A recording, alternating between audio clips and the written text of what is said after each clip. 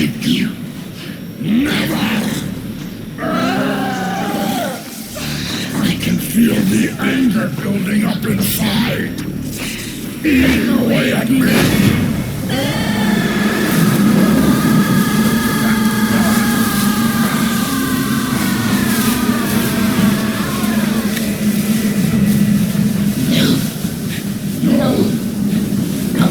Forgive myself. I don't want to be angry. I don't need anger. I'm not angry.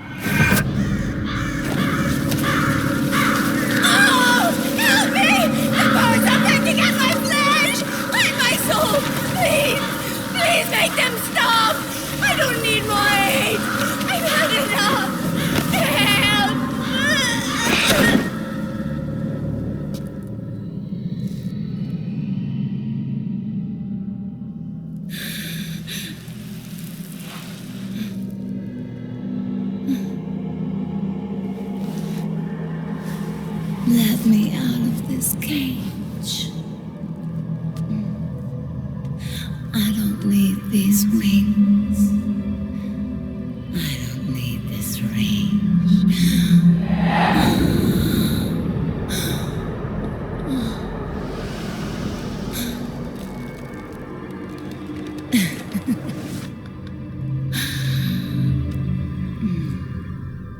Calm.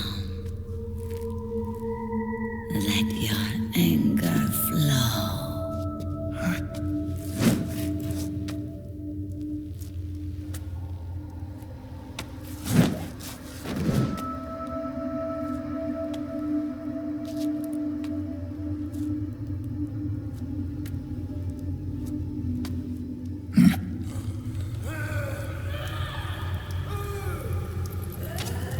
Snake!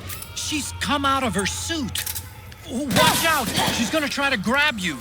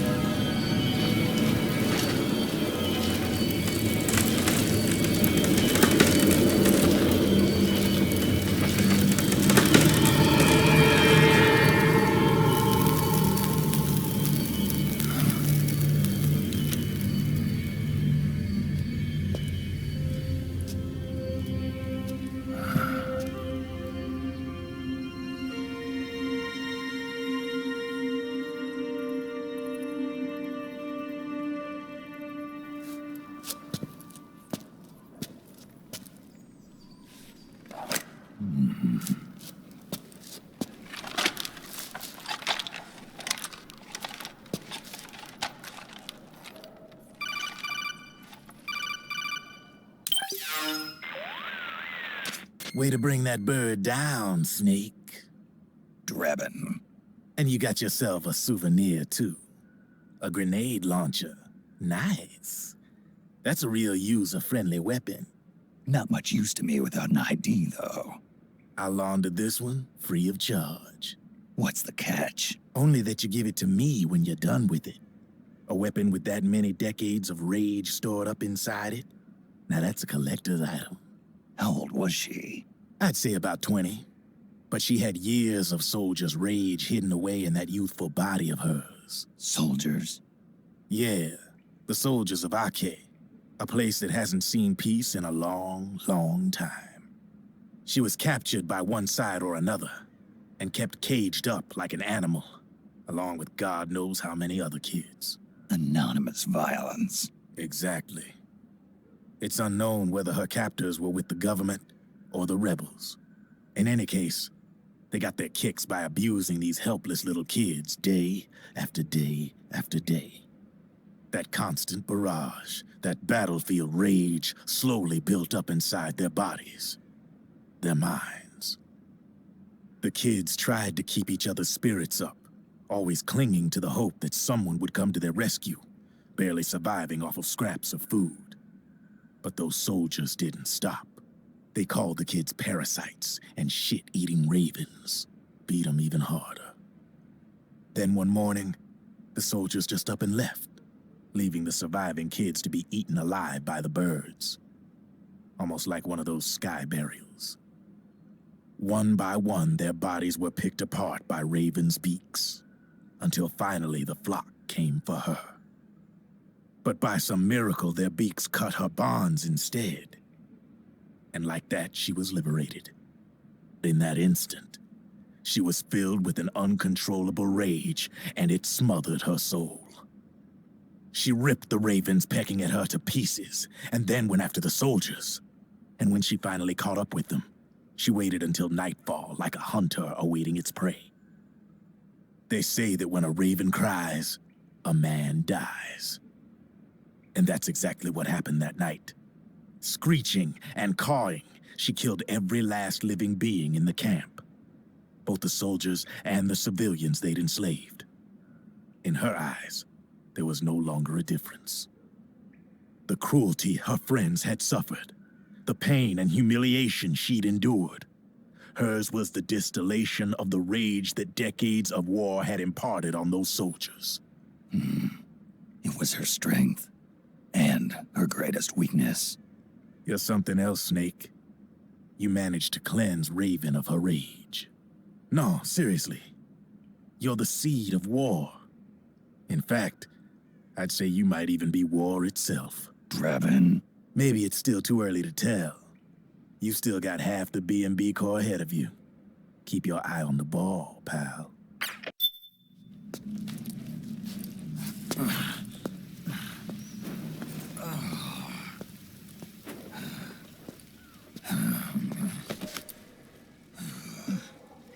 Snake, I have to apologize.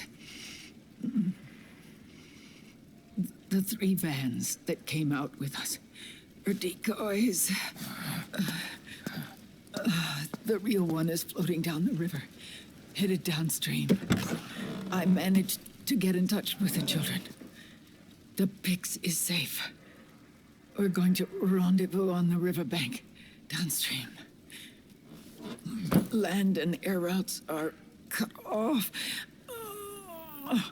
But there's a cruiser waiting for us.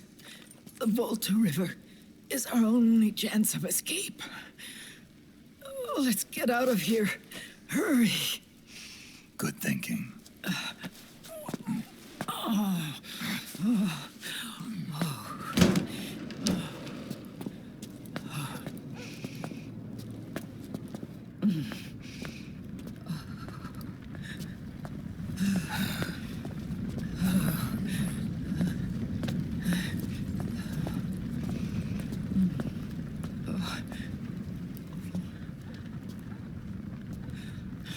This way.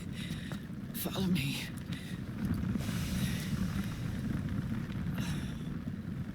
I don't need to feel the wind anymore. There's no need to keep lying to myself. I only get off my bike when I fall in love. Or Oh, Snake.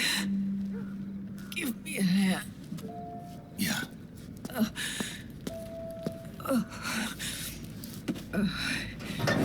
The underground aqueduct leads to the river.